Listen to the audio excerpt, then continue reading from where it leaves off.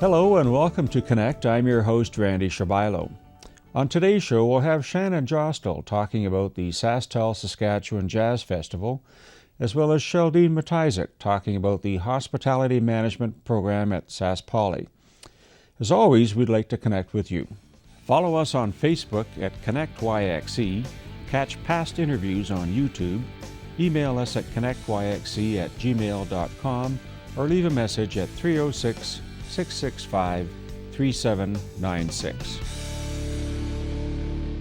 The SaskTel Saskatchewan Jazz Festival is coming to Saskatoon this summer. We have the Executive Director, Shannon Josdal, with us. Shannon, thanks for coming down to the studio today. Oh, of course. Thank you for having me. Want to launch right into it. We're having some announcements coming up. Sounds to me like your list of performers has been finalized. Yeah. Can you share a little bit about what's going on? Yeah, our ticketed lineup, so these are the big headliners, are all finalized. We've got 4 days of ticketed main stage headliners coming from July 10th through 13th. The entire festival runs July 4th through 13th. So on July 10th, we've got Shaky Graves headlining. That show is supported by Frazee Ford, Blue Moon Marquis, who are Juno Award nominees for Indigenous Artist and Blues Artist of the Year, and Alexis Normand. July 11th, we've got Johnny Reid, who is a Canadian favorite. Alex Cuba, Jeffrey Straker, and Belle Plain are supporting that show. Then on July 12th, we've got something really special. We've got Arturo Sandoval, who, as many of you know, is one of the living jazz legends. He's the protege of Dizzy Gillespie, one of the greatest trumpeters in the world, and that show is supported by the Saskatoon Jazz Orchestra, by Laura Anglade and Audrey Ochoa. So that's a lot of jazz power happening there. And then on our final night, July 13th, we've got Melissa Etheridge and Jewel. Each are doing a 90-minute set. Ooh. So that's going to be a massive lineup. We've got Martin Kerr and Anna Haverstock supporting that show. So we've got 4 days, 16 artists in that lineup. It's going to be really exciting. And then we're also doing a 4-show ticketed series at the Basement called the Strictly Jazz Series. We've got July 5th, we're opening that up with 5 Alarm Funk. July 6th, we've got jazz pianist Benny Green. July 8th, we've got Canadian jazz world fusion artist Avatar. And then on July 9th, we've got Lorraine Klassen from South Africa, who is one of the great torchbearers for township music. She's based in London, Ontario now, but originally from Soweto and one of Nelson Mandela's favorite artists. So. Wow. Let me start off with that. Yeah. This is how many years that the festival has been running now? 37. This is our 37th year. So yeah, we're kicking it off in grand style. So since 1987. So you have a venue at Victoria Park. How has that worked last year, and again, what you're planning for this year? It was amazing. We always knew as the team that it was going to be amazing. We had used Victoria Park as our free stage site in 2022, and we knew the possibilities that were open to us then.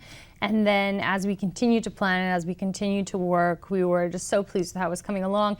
And then when the gates opened in 2023, I think the city of Saskatoon was surprised at how amazing the space was and how beautiful that area is and how accessible it is, how accessible the parking was, how easy it was to get the shuttles.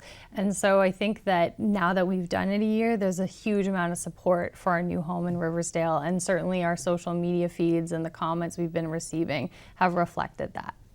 I think it's a natural amphitheater with the way the riverbank and everything is situated there. It's very large and it can accommodate thousands. Yeah. You did very well at that, I might add. It just seems to be a natural home for another, permanent venue for festivals. Can you tell us a little bit about how this came to be with all of the artists you have? This just didn't happen in a weekend or a week of planning and phone this guy or that guy and book them. What goes into planning something of this magnitude? Yeah, so we wrapped up the 2023 festival in mid-July. In August, I do all of the stats and rundown, and we do our final financials. And by September, I'm writing the next budget and writing the next program plan. And by October, I'm sending out offers to artists. So I've been working on the lineup since October of 2023. So it's a lot of work and it's a lot of time. We work with other festivals across Canada. So there's a network called Jazz Festivals Canada that we're a part of. We usually all meet again in October when we're all getting started on our booking, and we think about what are some priorities for all of us, what are some artists we could route. I work with colleagues at the Winnipeg Folk Festival, with Calgary Stampede, to really look at routing and to look at what are some shared priorities and artists that we can work on. And of course, there are dozens of agencies as well as self-represented artists who are submitting pitches to me, and we go through all of them to try and find the right fit for us. And at the same time, I say we work with other festivals, but we're also competing against other festivals, other venues, to try and get the artists that we want to present. So it's a long process, and like I said, it's been going since October. We confirmed our last artist on the lineup on February 27th was the day, and we always knew March 8th, the Friday, March 8th, was our target announced. So we were hanging on pretty tight to try and make it. Yeah. I find it interesting that Saskatoon is really a remarkable small, big city in the sense that we can still compete with some markets. And you may look at Calgary and Winnipeg and Toronto, but we still hold our own here in terms of attracting acts and people to come and watch. Do you find people travel from all over the province or other provinces to get tickets? Is that what you're seeing? Absolutely, yeah, we do. We bring in people from all over Saskatchewan, certainly. That's a big thing. About 20% of our audience is from outside of Saskatoon. So that's a big chunk when you think about it. We're a large driver for the summer tourism economy. When the festival's at its full force, it's about an $8 million contributor to the tourism economy here in Saskatoon. So yeah, we're bringing in folks from all over the place, and some of them write to me. I had one couple write to me last year who had been to festivals all across the country and wanted to tell me about their experience with us, how much they loved the new space. They said ours was their favorite park festival venue in the entire country, which was great, and the things that they hope to see from us in the future. So that was really cool. Can you share with us what it would sound like to hear from some of the acts that you're booking with their promoters or their business managers? Do they, some of them ask, where is Saskatoon, or what is that conversation like? Yes, sometimes that happens. Sometimes they want to know, if they're not familiar with us, the common question is, who else has played there? Because that's a really good question for a booker. And, I don't really hold it against them. If you're somebody working at like William Morris Agency or CAA, some of the bigger named agencies, and you're getting, an email from me in Saskatoon and you're in LA or New York and you have no idea, a really good way to gauge is who else has played there. Because from that of can they put up the guarantee? Can they bring in the audience? Can they put up the staging? Can they bring in the correct technicians? And so we have a really good resume. When I start giving names to them of people who have played our festival, it's never an issue past that. When we're able to say, Patti LaBelle, Herbie Hancock, Lucinda Williams, The Roots, all of these folks, they're, that's fine. We're comfortable taking an offer from you. So we passed the stress test. We passed the stress test everywhere, and it's Canadian agencies, Canadian promoters are very familiar with us, and they're very excited to get their artists in there. Some of the American groups, you gotta give them a little information, a little education. Yeah. What's it like then in terms of trying to find a balance? Because we do have ticketed shows, but there are a number of free venues as well.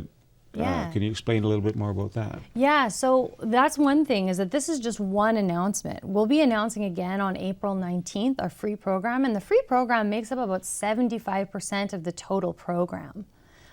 So that's a really huge thing that we are doing, is providing a ton of programming for free. We'll have 4 days of programming from July 6th through 9th at Victoria Park on that main stage that will be free. We're going to have 2 days, July 4th and 5th, that are going to be breakout programming, where we'll have some pop-ups happening at Wetlands Amphitheatre in Brighton. We're going to have the Prairie Lily Riverboat Show again this year on July 4th with the Stone Frigate Big Band. That is super popular. We started that last year, and it's very exciting. And of course, we're going to have our 5-alarm funk show on July 5th at the basement. So we've got a ton of free stuff happening. And those pop-up shows that I mentioned, those are going to be happening in other neighborhoods, including Riversdale, Broadway, and downtown, all throughout the festival. So there's a ton of free stuff to check out. So make sure you stick with us and check out our website on April 19th when we announce all the free things there are to do. I think that's commendable for the organization and SaskTel to help bring all of that together.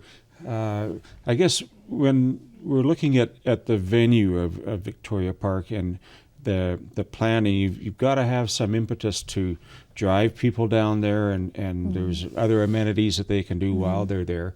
What do you hear about the popularity? What's the feedback coming with? You mentioned, the fall, the feedback that you get from patrons. What are some of the things that you can share with us about that? Yeah, folks are really loving the new site and the amenities. It's much more of a full experience than just our old iteration was very much like a concert series. You're just going for the concert, and now it is. Yeah, that was it. And now it is an experience. We've got the 9 Mile Legacy Artisan Market. We've got an amazing beer garden that's sponsored by Saskatoon Co-op, and that is featuring all kinds of local craft brewers. I mentioned 9 Mile. We've got Rebellion coming in. We've got Paddock Wood, all kinds of local products, Crossmount Cider, to really showcase the best of Saskatchewan brewing and distilling and making. Like I said, the Artisan Market's got a ton of local makers. We're going to have a huge food truck village again this year, so you can sample all kinds of local food. We'll have a family fun zone again for the kids, and folks really love that they can come and have that experience for the whole family. And then, you talk about getting down there. I mentioned being in Riversdale, the parking is a lot easier, but you don't even need to park because we've got our Sask Jazz shuttle. So there are 5 stops that will be throughout Saskatoon. You can hop on that bus for free. It'll drop you off at Victoria Park. And when Victoria Park's over, we're going to have 3 shows at the Alt Hotel and Boca Lounge. They're presenting the Morris Druin Late Night Lounge series. That's free as well. So we've got all kinds of amenities, all kinds of free shows, and we've got a bus to take you to all of it. So, it's all about outreach. It's all about access. It couldn't be any easier. No. How would people get tickets or get a hold of you if they had questions about this? Yeah, visit saskjazz.com. Tickets go on sale Monday, March 11th. Can't wait to see you there and start it all off. Thanks so much for coming down today. Yeah, no problem. Thanks, Randy. We'll take a break. We'll be right back.